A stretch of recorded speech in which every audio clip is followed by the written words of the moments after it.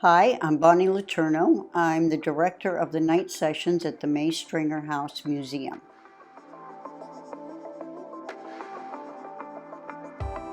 The May Stringer House is considered one of the most haunted locations in Florida. We're usually rated in the top 5, and that's because we have so much paranormal activity that goes on here. If you come for a tour, we spend a little time telling you about the house and some of its history and some of the people who have lived here. And we also talk about some of the paranormal happenings. Just about every room in this house, we've had some sort of paranormal activity over the years. And as a person who's here volunteering all the time, I've probably had as many as anyone. We had a black mist that appeared here in 2009, and it lasted from July through October. And we found out that it was related to one of the dolls in the cradle upstairs. We've also had full-bodied apparitions captured over and over again since 2002, and one of which is a gentleman standing on the porch upstairs.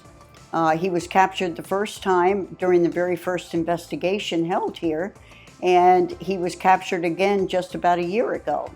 The lady in the kitchen is another matter.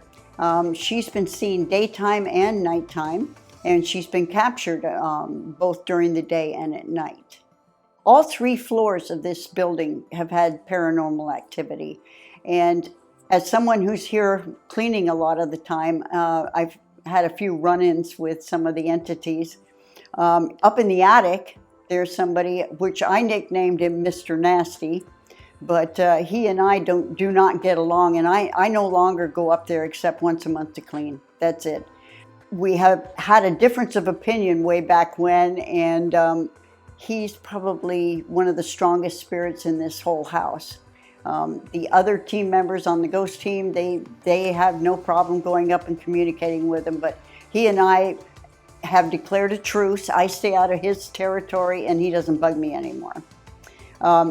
We also have a gentleman on the 2nd floor that was here as a guest right after World War I, and he's still with us. And you can find out more about that on the ghost tour.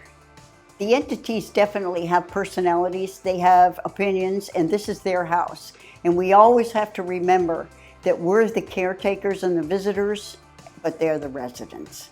And they're here for a reason. And I remember distinctly one Sunday morning I was vacuuming in the doctor's office, and this gentleman yelled into my right ear, "Infernal contraption." And I instantly shut off the vacuum, apologized, and put it away and finished hand sweeping the room. He was very upset with the noise that contraption made. I have been here all night on a couple of occasions, and this was back in the early days when we first began doing tours and investigations. And I was a lot younger then, like 17 years ago, so I was more willing to be here late.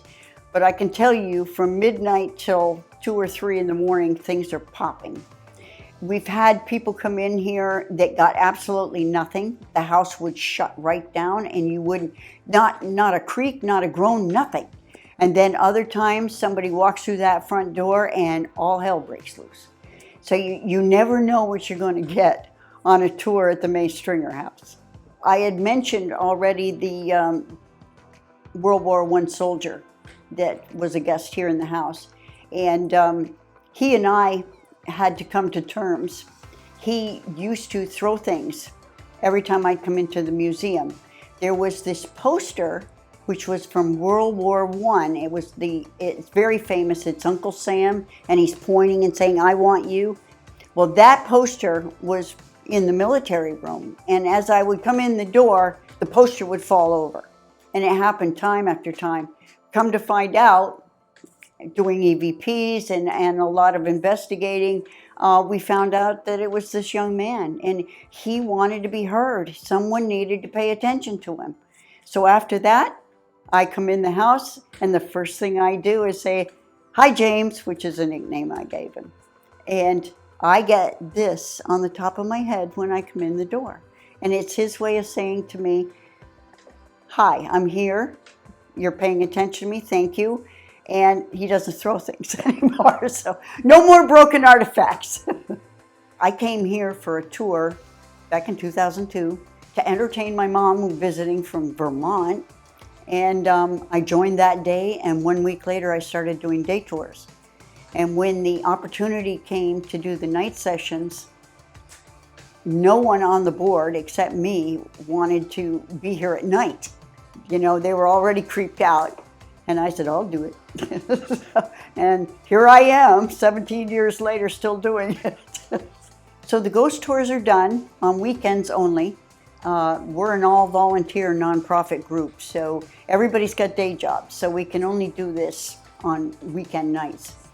We have a 2-hour tour on Friday nights from 8 until 10, and on Saturday nights we can do the 8 to 10, or we can do what we call an investigation.